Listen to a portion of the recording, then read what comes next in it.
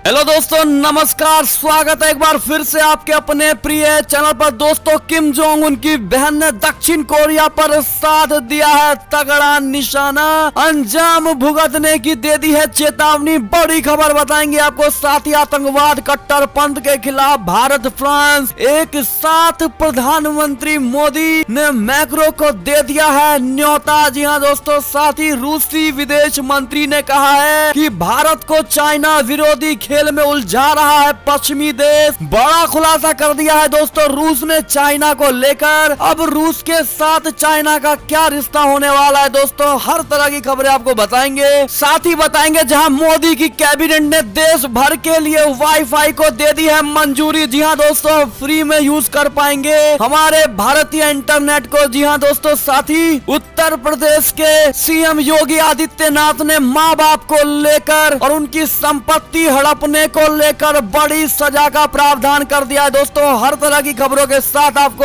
अवगत कराने वाले हैं। लेकिन उससे पहले अगर आप भी अपने भारतीय सेना के हर कदम का और मोदी जी है तो चीजें मुमकिन है मानते हैं तो इस वीडियो को भी कर दीजिए लाइक, चैनल को कर दीजिए सब्सक्राइब, बेल आइकन दबाइए, साथ ही कमेंट बॉक्स में लिख दीजिएगा जय हिंद। जी हाँ दोस्तों, तो अब चलते हैं पहली और सबसे बड़ी खबर की ओर, जहाँ पर रूसी विदेश मंत्री ने चाइना को लेकर किया है बड़ा खुलासा। कह दिया है कि भारत को चाइना विरोधी खेल में उलझा रहा है पश्चिमी देश। जी हाँ दोस्तों, भारत और चाइना सीमा पर लंबे समय से बने तनाव के बीच रूस के विदेश मंत्री सर्गेई लावरोव ने कहा है कि पश्चिमी ताकतों ने एंटी चाइना गेम्स में भारत को उलझाने के लिए आक्रामक और कुटिल नीति अपनाई है। लावरोव ने पश्चिमी देशों पर भारत के साथ रूस की घनिष्ठ साझेदारी और विशेष संबंध को कमतर आंकने का भी आरोप लगाया है दोस्तों। मंगलवार को सरकारी think tank Russian international affairs council की आम बैठक के दौरान विदेश मंत्री की ओर से दिया गया ये बयान भारत प्रशांत अवधारणा को लेकर मॉस्को के पारंपरिक संदेह को दिखाता है। ये बयान इसलिए भी महत्वपूर्ण है क्योंकि रूस भारत चाइना के बीच सीमा तनाव को खत्म कराने के लिए परोक्ष रूप से दबाव डाल रहा है। एक नियम आधारित व्यवस्था को कथित रासायनिक और साइबर हैकिंग उल्लंघनों के लिए प्रतिबंधों के उपयोग के लिए उनकी कुख्यात अवधारणा के लिए पश्चिमी और यूरोपीय शक्तियों की आलोचना करते हुए लावरोव ने कहा है कि संयुक्त राष्ट्र के तहत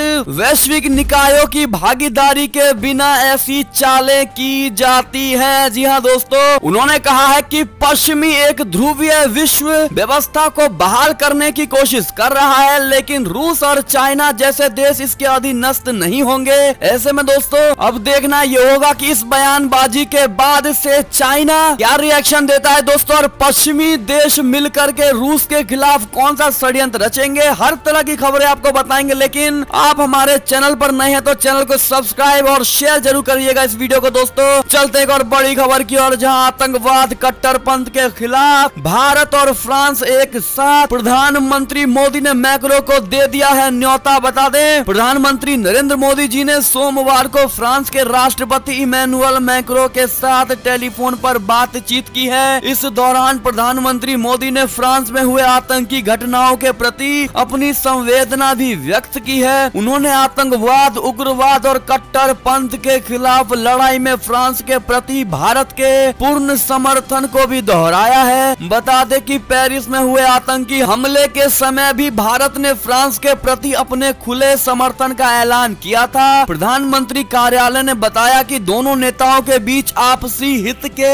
अन्य द्विपक्षीय, क्षेत्रीय और वैश्विक मुद्दों पर चर्चा हुई। इसके अलावा कोरोना वायरस वैक्सीन, कोरोना काल के बाद आर्थिक सुधार, इंडो पैसिफिक क्षेत्र में सहयोग, समुद्री सुरक्षा, रक्षा सहयोग और जलवायु परिवर्तन में सुधार लाने के मुद्दों पर चर्चा हुई है। दोस्तों बता दें, प्रधानमंत्री मोदी और मैक्रो ने भारत फ्रांस रणनीतिक साझेदारी के और मजबूत होने पर संतोष व्यक्त किया है। इसके अलावा कोरोना काल में भी एक साथ काम करने को लेकर सहमति बनी है। दोस्तों, प्रधानमंत्री नरेंद्र मोदी जी ने कोरोना वायरस के संक्रमण को खत्म होने के बाद राष्ट्रपति मैक्रो के भारत आने का न्योता भी दिया है। जी हाँ दोस्तों, ऐसे में देखा ये जा रहा है कि 26 जनवरी यानी रिपब्लिक डे के दिन, बोले तो गणतंत्र दिवस के दिन, फ्रांस के राष्ट्र राष्ट्रपति भारत आ सकते हैं। जी हाँ दोस्तों, ऐसे में बड़ी खबर थी, इसको लेकर आपकी क्या राय है दोस्तों? क्या आप फ्रांस के राष्ट्रपति का भारत में वेलकम करेंगे दोस्तों, हाँ या ना? अगर हाँ तो स्वागत है। मैक्रो जी लिखकर जरूर बताइएगा। एक और खबर की बात करें तो विदेश मंत्री एस जयशंकर ने चाइना को लेकर कह दी है बड़ी बात। सीमा पर सेना बढ़ाने को लेकर चाइना ने दी है 5 तरह की सफाई। सबसे खराब दौर में है चाइना के साथ भारत का रिश्ता। जी हाँ दोस्तों, बड़ी बात कह दी है। विदेश मंत्री एस जयशंकर ने बुधवार को कहा कि लाइन ऑफ एक्चुअल कंट्रोल पर शांति और अस्थिरता कायम रखने के लिए समझौतों का बीजिंग की ओर से उल्लंघन करने की वजह से भारत चाइना संबंधों को काफी नुकसान पहुंचा है और ये सबसे मुश्किल दौर से गुजर रहा है। Australian think tank law institute के साथ ऑनलाइन संवाद के दौरान विदेश मंत्री ने कहा कि समझौतों का उल्लंघन करते हुए लद्दाख सेक्टर में एलएसी पर हजारों सैनिकों को लाने के लिए चीनी पक्ष ने 5 तरह की सफाई दी है। 8 महीनों से भारत चाइना के बीच जारी सीमा तनाव के बीच जयशंकर ने साफ कर दिया है कि दोनों देशों के बीच अलग अलग स्तरों पर संपर्क के बावजूद इस मूल मुद्दे को नहीं सुलझाया जा सका है। समझौतों का पालन नहीं किया जा रहा है। जयशंकर ने कहा कि चाइना के हमारे साथ संबंधों में हम संभवतः सबसे मुश्किल दौर में हैं। निश्चित तौर पर पिछले 30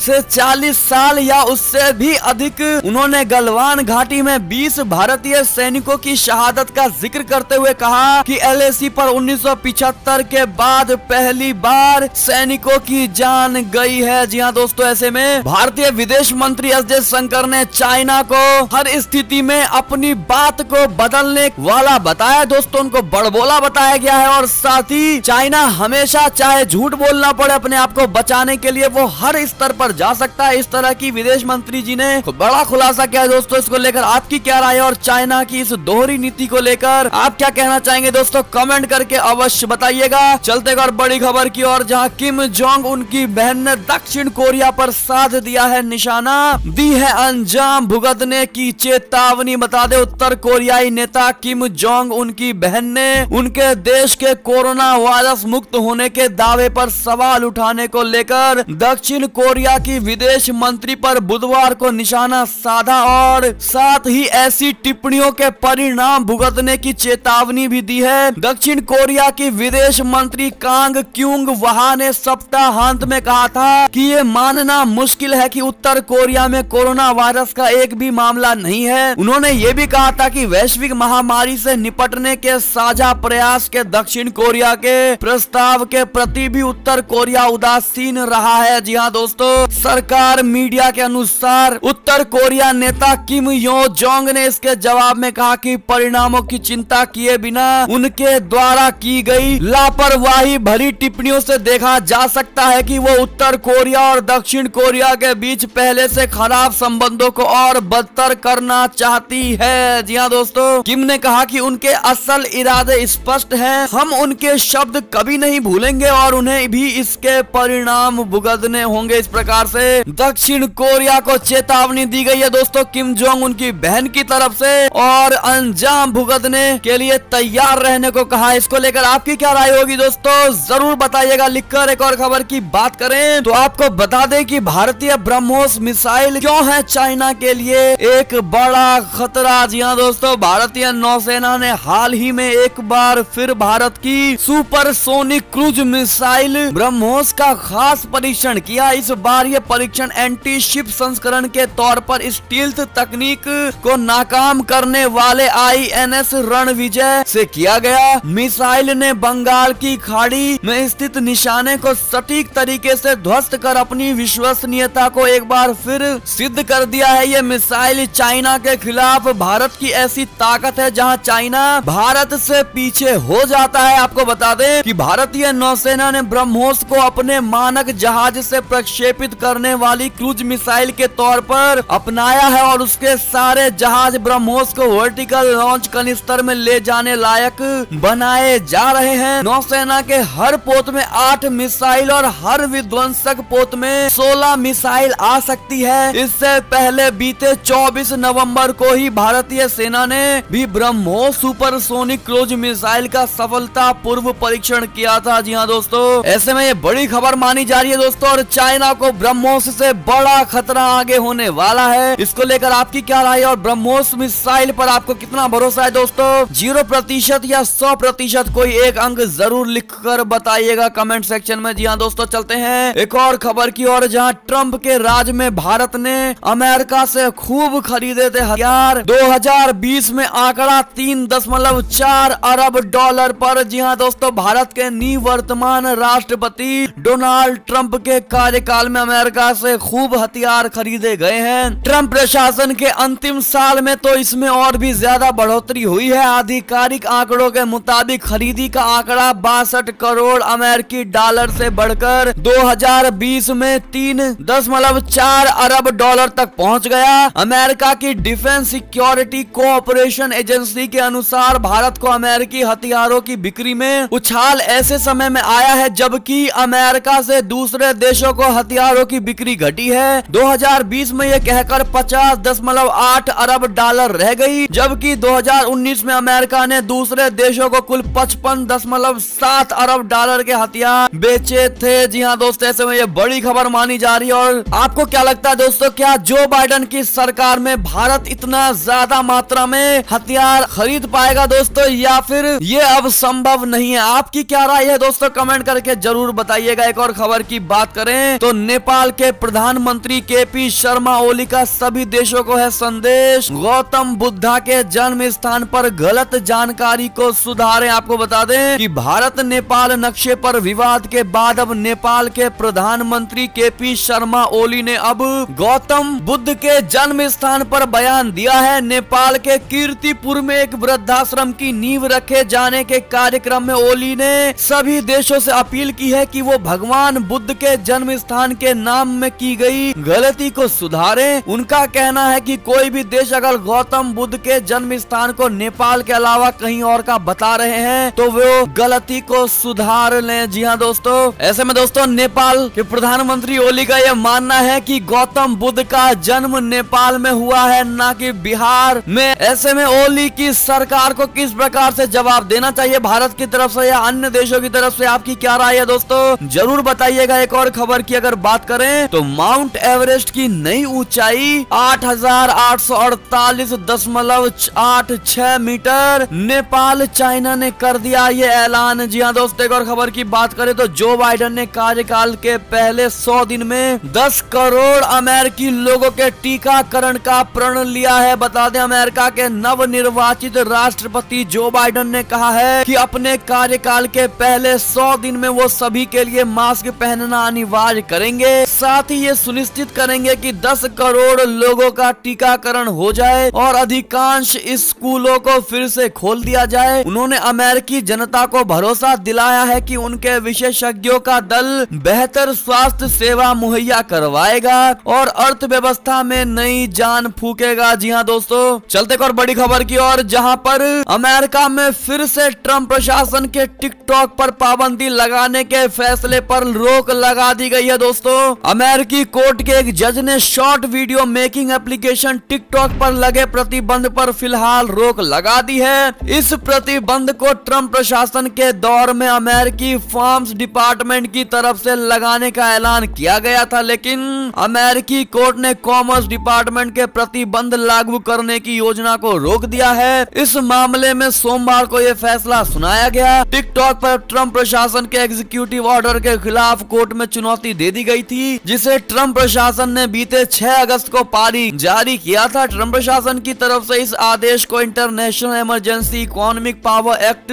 के कानून के तहत जारी किया गया था, जो अमेरिकी राष्ट्रपति को अमेरिकी और विदेशी कंपनियों के बीच वित्तीय लेन देन पर रोक लगाने की अनुमति देता है। जी हाँ दोस्तों, हालांकि अमेरिकी डिस्ट्रिक्ट जज कार्ल निकोलस ने ट्रंप के इस कानून के इस्तेमाल को गैर जरूरी करार दिया है। साथ ही कहा है कि ट्रंप ने इस कानून का सीमाओं से बाहर जाकर लगाया है। कोर्ट ने ट्रंप प्रशासन के प्रतिबंध को मनमाना बताया है दोस्तों। ऐसे में अमेरिका में फिर से टिकटॉक पर पाबंदी हटा दी गई है दोस्तों, और डोनाल्ड ट्रंप की इस पाबंदी को पूरी तरह से मनमाना करार दिया गया है दोस्तों। ऐसे में आपकी क्या राय है, क्या आपको नहीं लगता कि ट्रंप सरकार ने जिस प्रकार से चाइना के खिलाफ ये बड़े बड़े एक्शन लिए थे दोस्तों, बेशक वो मनमाना ही सही, लेकिन चाइना के खिलाफ में लिया गया एक्शन हर तरह से सही होता है? आपकी क्या राय है दोस्तों? दोस्तों इसको लेकर जरूर बताइएगा। और क्या टिकटॉक पर से बैन हटा देना सही होगा दोस्तों, हाँ या ना, कमेंट करके जरूर बताइएगा। एक और खबर की अगर बात करें तो डोनाल्ड ट्रंप का दावा, वे चुनाव जीत चुके हैं और राष्ट्रपति पद पर बने रहेंगे। आपको बता दें अमेरिका में 3 नवंबर को हुए राष्ट्रपति चुनाव में डेमोक्रेटिक पार्टी के उम्मीदवार जो बाइडेन को आधिकारिक तौर पर विजेता घोषित किए जाने से पहले उनके प्रतिद्वंदी डोनाल्ड ट्रंप ने दावा किया कि वो चुनाव जीत चुके हैं और पद पर भी बने रहेंगे। ट्रंप चुनाव में मतदान के फर्जीवाड़े समेत धोखाधड़ी के आरोप लगाते आ रहे हैं। हालांकि राज्यों के चुनाव अधिकारियों ने और मीडिया ने इन आरोपों से साफ इनकार किया है। जो बाइडेन 538 में से 306 इलेक्टोरल वोट जीत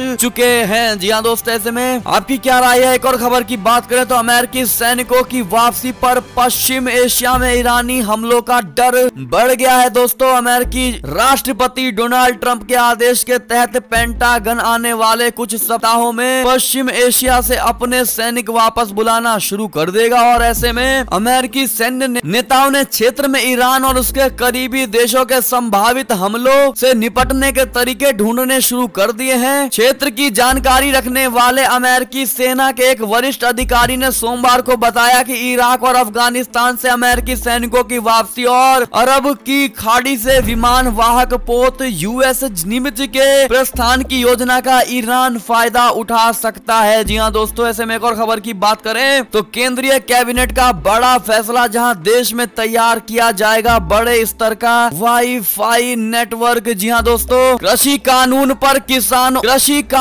किसानों के जारी आंदोलन के बीच बुधवार को केंद्रीय कैबिनेट की बैठक हुई। प्रधानमंत्री नरेंद्र मोदी जी की अगुवाई में यह बैठक हुई, जिसके बाद केंद्रीय मंत्री प्रकाश जावड़ेकर, रविशंकर प्रसाद और संतोष गंगवार ने कैबिनेट फैसलों की जानकारी दी है। केंद्रीय मंत्री रविशंकर प्रसाद के मुताबिक सरकार देश में 1 करोड़ डेटा सेंटर खोलेगी। इस योजना को प्रधानमंत्री वाईफाई एक्सेस इंटरफेस नाम है, जिसके जरिए देश में वाईफाई की क्रांति लाई जाएगी। जी हाँ दोस्तों, इसके तहत सरकार पब्लिक डेटा ऑफिस यानी पीडीओ खोलेगी। इसके लिए किसी लाइसेंस की जरूरत नहीं होगी। किसी भी मौजूदा दुकान को डेटा ऑफिस में बदला जाएगा। सरकार की ओर से data office, data aggregator, app system के लिए 7 दिनों में सेंटर खोलने की इजाजत दे दी जाएगी। जी हाँ दोस्तों, ऐसे में ये बड़ी खबर थी। अगर आप भी अपने दुकानों में ये सेंटर रखना चाहते हैं दोस्तों तो कमेंट करके जरूर पूछिएगा, हम आपको बताएंगे कि क्या है इसका प्रोसेस। तो हम आपको आगे आने वाले सारे प्रोसेस के बारे में जानकारी लेकर बताएंगे दोस्तों। साथ ही एक और खबर की बात करें तो चाइना की प्रताड़ना का एक और बड़ा सबूत, उइगर मुस्लिमों को हिरासत में लेने के लिए होता है बड़े डेटा का इस्तेमाल। जी हाँ दोस्तों, चीन ने उइगर मुसलमानों के साथ हो रहा अत्याचार दुनिया की नजरों से छुपा नहीं है। आए दिन चीन के री एजुकेशन सेंटरों से उनके साथ हो रही प्रताड़ना की खबरें सामने आई हैं। अभी आई एक नई रिपोर्ट में यह बड़ा खुलासा किया गया है कि शिनजियांग में मुस्लिम अल्पसंख्यकों को मनाने ढंग से हिरासत में लेने के लिए बड़े डेटा का इस्तेमाल किया जाता है। 2000 से अधिक बंदियों की लीक हुई सूची से इस बात का पता चलता है। जी हाँ दोस्तों, एक और खबर की बात करें तो इमरान और जिनपिंग सरकार करती है धार्मिक स्वतंत्रता का उल्लंघन। अमेरिका का चाइना पाकिस्तान पर बड़ा हमला। जी हाँ दोस्तों, अमेरिका के एक शीर्ष राजनयिक ने कहा कि जहां पाकिस्तान में धार्मिक स्वतंत्रता का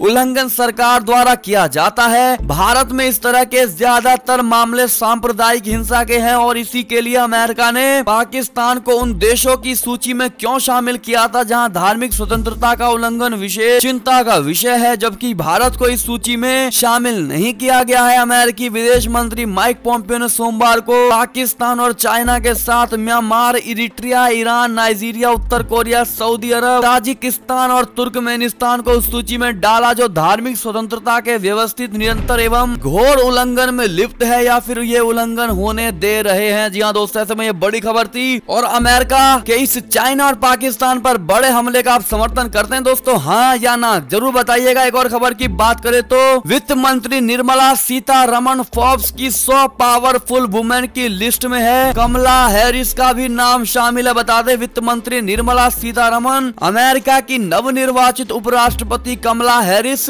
बायोकॉन की संस्थापक किरण मजूमदार, शौर HCL एंटरप्राइज की सीईओ रोशनी नडार मल्होत्रा, दुनिया दुनिया की सर्वाधिक 100 शक्तिशाली महिलाओं की फोर्ब्स की सूची में शुमार की गई है। इस सूची में लगातार 10वें साल जर्मनी की चांसलर एंजेला मर्केल शीर्ष पर है। कमला हैरिस इस सूची में तीसरे स्थान पर और निर्मला सीतारमण इस सूची के 41वें स्थान पर है। 17वीं वार्षिक फोर्ब्स पावर लिस्ट में 30 देशों की महिलाएं शामिल हैं। जी हाँ दोस्तों, ऐसे में निर्मला सीतारमण को कांग्रेचुलेशन कमेंट सेक्शन में जरूर लिखिएगा दोस्तों, भर के लिखिएगा, ताकि आपकी बात और आपका कमेंट उनके तक पहुंचाया जाए, ताकि उनकी मनोबल बढ़े और 41वें नंबर से वो पहले नंबर पर आए अगली बार। जी हाँ दोस्तों, तो लिखना बिल्कुल मत भूलेगा। एक और खबर की अगर बात करें तो यूएई और सऊदी अरब के 6 दिवसीय दौरे के लिए रवाना हुए नरवणे। भारतीय सेना प्रमुख की खाड़ी देशों की पहली यात्रा है ये। जी हाँ दोस्तों, सेना प्रमुख जनरल एमएम नरवणे मंगलवार की संयुक्त अरब अमीरात और सऊदी अरब की 6 दिवसीय यात्रा के लिए रवाना हो चुके हैं। इस यात्रा से सुरक्षा संबंधों को बढ़ावा मिलने की उम्मीद है। ऐसा पहली बार है जब कोई सेना प्रमुख खाड़ी देशों में जा रहा है। वो इस दौरे के दौरान वहाँ के वरिष्ठ अधिकारियों से मुलाकात भी करेंगे। जी हाँ दोस्तों, ऐसे में एक और खबर की बात करें तो बाज नहीं आ रहा है चाइना। एलएसी के पास निचले इलाकों में बनाए सैन्य कैंप। बता दें, चाइना अपनी हरकतों से बाज नहीं आ रहा है। जैसा कि हमेशा से है दोस्तों, वास्तविक नियंत्रण रेखा के पास निचले इलाकों में चाइना द्वारा सैन्य कैंप बनाए जा रहे हैं। भारत के साथ सीमा विवाद के मद्देनजर चाइना अपनी सैन्य तैयारियों को पुख्ता करने में लगा हुआ है और ये कैंप उसी का एक हिस्सा है। सरकारी सूत्रों का कहना है कि चाइना का मकसद इन कैंप के जरिए अपने सैनिकों को पेट्रोलिंग के लिए बेहतर हालात मुहैया कराना और जरूरत के वक्त तुरंत सहायता पहुंचाना है। जी हाँ दोस्तों, लेकिन ऐसे में भारत इसको हड़पने की नजर से देख रहा है दोस्तों, जो कि लाजमी भी है। ऐसे में आपकी क्या राय है दोस्तों? और चाइना के किसी भी सिंपैथी को हल्के में नहीं लेना चाहिए दोस्तों, आपकी क्या राय है जरूर बताइएगा। एक और खबर की बात करें तो उत्तर प्रदेश में माँ बाप को सताया या संपत्ति हड़पी तो होगी सजा। योगी सरकार नए प्रस्ताव की कर रही है तैयारी। जी हाँ दोस्तों, उत्तर प्रदेश की योगी सरकार माता पिता और वरिष्ठ नागरिकों के भरण पोषण एवं कल्याण नियमावली में संशोधन करने की तैयारी कर रही है। सूत्रों की माने तो इस नियमावली प्रस्ताव भी सरकार तक पहुंच गया है। मिल रही जानकारी के अनुसार नियमावली संशोधन को अगली कैबिनेट में मंजूरी मिल सकती है। हालांकि सरकार की ओर कोई जानकारी नहीं मिली है। संशोधन में बेदखली भी जोड़ा जा सकता है। प्रस्तावित संशोधन में बुजुर्ग माता पिता के बच्चों के साथ रिश्तेदारों को भी रखा गया है दोस्तों। इसमें बेटा और रिश्तेदार बुजुर्ग माता पिता को परेशान करता है तो पीड़ित एसडीएम या प्राधिकरण में केस कर सकते हैं। कार्यवाही के बाद माँ बाप अपने बेटे को संपत्ति से बेदखल भी कर सकती है। जी हाँ दोस्तों, ऐसे में पुराने प्रस्तावों में ये नया प्रस्ताव लाया गया है दोस्तों, इसको मॉडिफाई किया गया। इसको लेकर आपकी क्या राय है? क्या योगी सरकार ये सही कदम उठा रही है? आपकी क्या राय है दोस्तों? कमेंट करके जरूर बताइएगा। और क्या क्या इसमें संशोधन होना चाहिए, अपनी राय जरूर दीजिएगा। जी हाँ दोस्तों, ऐसे में ये थी अब तक की सारी बड़ी खबरें। आपको हमारी खबरें कैसी लगी? आशा करता हूँ काफी अच्छी लगी होगी। अगर जरा भी अच्छी लगी है तो इस वीडियो को हमेशा की तरह अपने भाई बंधुओं में व्हाट्सएप, फेसबुक, ट्विटर के जरिए